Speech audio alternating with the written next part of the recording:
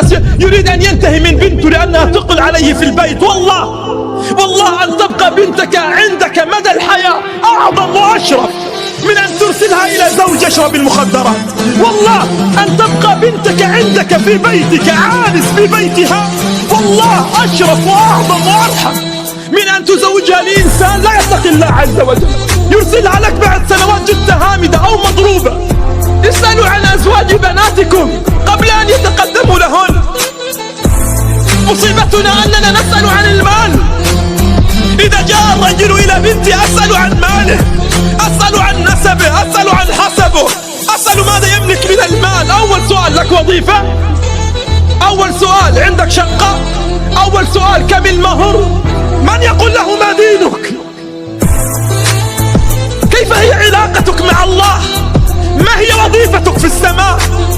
هل تمتلك بيت في الجنة؟ من يسأل؟ من الآباء يسأل هذه الأسئلة؟ من الآباء إذا جاءه من يتقدم لزوجته قال له هل تصلي؟ أقلها هل تصلي؟ من حفظ الله في قلبه سيحفظ لك ابنتك في قلبه.